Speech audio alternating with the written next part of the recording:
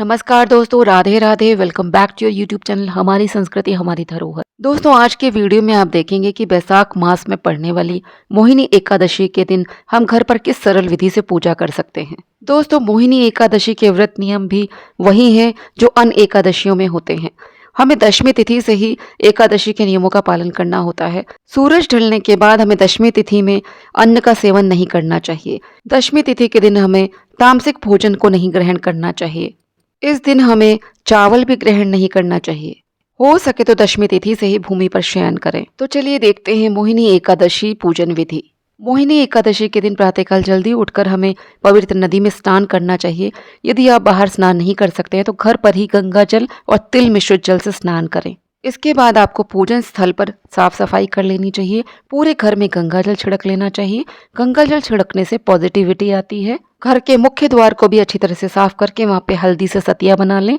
सूर्य को जल दें। तुलसी जी का पूजन करें। आप इस दिन यदि व्रत नहीं भी रख रहे हैं तो आपको इस दिन पूजन अवश्य करना चाहिए। मोहिनी एकादशी का व्रत रखने से 1000 गायों के दान के बराबर पुण्य प्राप्त होता है। इस दिन भगवान विष्णु के मोहिनी रूप का यहाँ पे पूजन किया जाता है। तो यहाँ देखिए, मैंने पूजन स्थल पर एक चौकी पर पीला वस्त्र बिछाया है।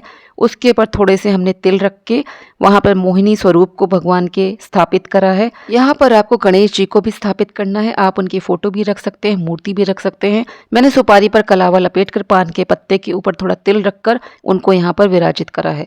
यहाँ पे भगवान के बाईं तरफ हमने शंख रख दिया है। बांसुरी, मोर पंख, वरुण घंटी यहाँ हमने सभी को रखा है। सभी का पूजन किया जाता है। सर्वप्रथम हमने चौकी पर दीपक प्रज्वलित करा है। दीपक हमारे कर्म का साक्षी होता है। अब हम यहाँ पर जल से सबको स्नान के भाव से स्नान करवा रहे हैं। यहाँ 4 बार नारायण का नाम लेकर स्वयं जल का आचमन करके शुद्धिकरण करके तब हमने यहाँ पे पूजन शुरू करा है। आप पहले गणेश जी का पूजन कर सकते हैं, बाद में दीपक का, फिर यहाँ पे भगवान के मोहिनी रूप का। और यदि आपके पास टाइम कम है तो आप एक साथ पूजन भी कर सकते हैं।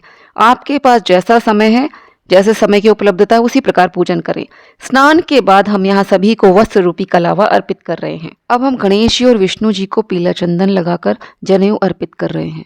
अब हम यहाँ पर सभी को पुष्प अर्पित कर रहे हैं। भगवान विष्णु को हमने यहाँ पीले फूलों की सुगंधित माला अर्पित करी है। गणेश जी को हम हल्दी लगा रहे हैं। भगवान विष्णु को पीला चंदन लगाएंगे। शंख, वरुण घंटी और दीपक का भी पूजन करेंगे। अब हम सभी को यहाँ पर कुमकुम लगा रहे हैं। गणेश जी को पीला सिंदूर अर्पित करेंगे। सभी को अभ्रक, गुलाल और इत्र भी अर्पित करेंगे। एकादशी पूजन में अक्षतों का प्रयोग नहीं होता है, इसलिए हम यहाँ पे सफेद तिल प्रभु को अर्पित कर रहे हैं। गणेश जी को हम यहाँ पे अलग से भोग लगाएंगे क्योंकि इनके भोग में तुलसी दल नहीं डाला जाता है।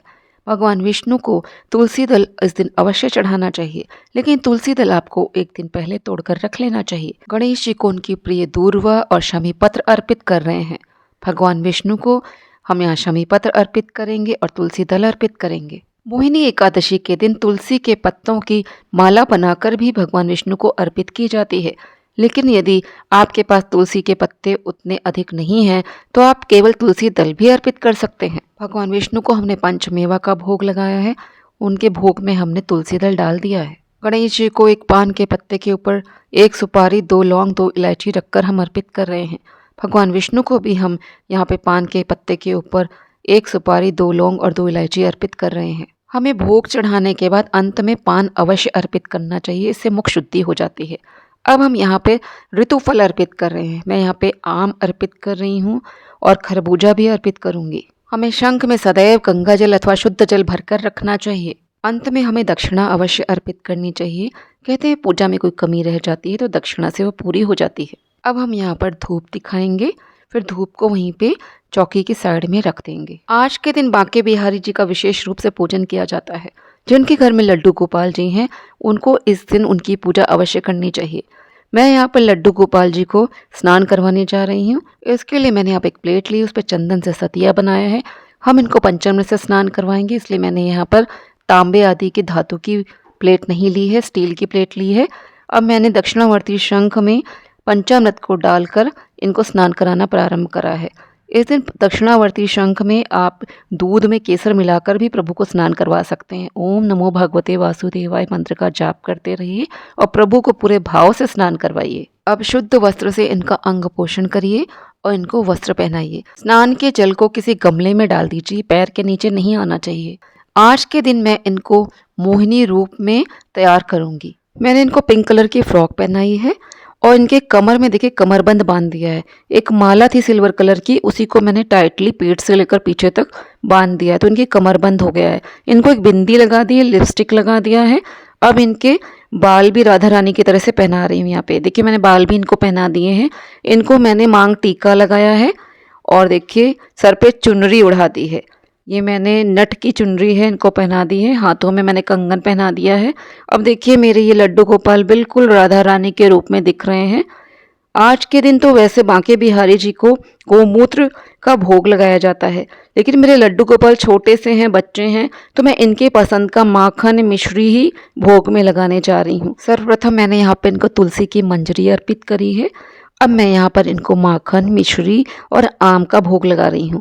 ये बच्चे हैं इसलिए इनको आम मैंने छील कर काट कर तुलसी दल रख के तब रखा है। अन्य जितने भी भगवान होते हैं उनको हम साबुत फल ही अर्पित करते हैं, उनको काट के फल नहीं अर्पित किया जाता है। फिर हम यहाँ पे घंटी बजा देंगे। घंटी बजाए बिना भोग नहीं लगता है। कान्हा को अपने हाथों से भोग खिलाया जाता है। मेरे कान्हा जी आपको मोहिनी रूप में कैसे लग रहे हैं, कमेंट बॉक्स में लिखकर आप अवश्य बताइए। मेरे कान्हा 0 नंबर साइज के हैं, तो इनको सजाना या तैयार करना बहुत मुश्किल काम होता है। इनके साइज का कुछ भी नहीं मिलता है। मैंने यहाँ पे इत्र लगाकर पुष्प अर्पित करे हैं, जिससे प्रभु के पास दिन भर खुशबू बनी रहेगी। आज के दिन गौ का पूजन भी किया जाता है।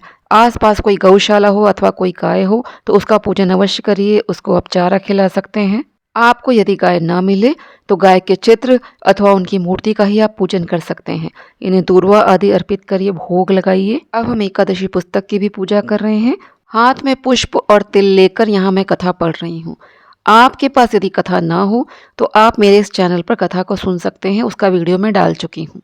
कथा पढ़ने के बाद तिल और पुष्प को वहीं चौकी पे छोड़ देंगे। अब हमें यहाँ पे एक छोटा सा हवन कर लेना चाहिए। हमें यहाँ पे गौरी, गणेश, नवग्रह, अपने कुल देवी देवता और भगवान विष्णु के मंत्रों से आहुति देनी चाहिए।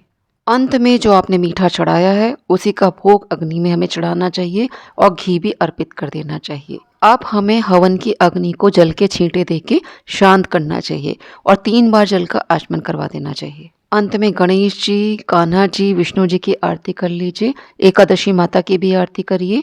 आप कपूर से आरती करना मत भूलिए। अंत में पुष्प और तिल हाथ में लेकर पूजा में हुई गलतियों के लिए क्षमा याचना करिए। तो इस प्रकार आप सरल विधि से मोहिनी एकादशी का पूजन घर पर कर सकते हैं। मैं एक बात यहाँ पर स्पष्ट रूप से बता देना चाहती हूँ कि लड्डू गोपाल की जो भी श्रृंगार सामग्री होती है उसे मैं बाजार से नहीं लेती हूँ, उसे हम घर में ही बनाते हैं। जैसे कि उनके होठों पे मुझे लिपस्टिक अगर लगानी है तो मैं कोई भी फूड कलर ले लेती हूँ या फ्रूट्स या फ्लावर्स को ले लेती हूँ। इनसे भी कलर्स बन जाते हैं, उन्हीं को मैं उनके श्रृंगार में यूज करती हूँ। आई होप आपको ये वीडियो पसंद आया होगा। वीडियो में दी गई जानकारी यदि आपको उपयोगी लगी हो, वीडियो यदि आपको पसंद आया हो तो इसको लाइक करें, शेयर करें। चैनल पर यदि पहली बार आए हों तो चैनल को सब्सक्राइब करना ना भूलें। आप सभी को मोहिनी एकादशी की हार्दिक शुभकामनाएं। जय श्री कृष्णा, जय श्री राधे।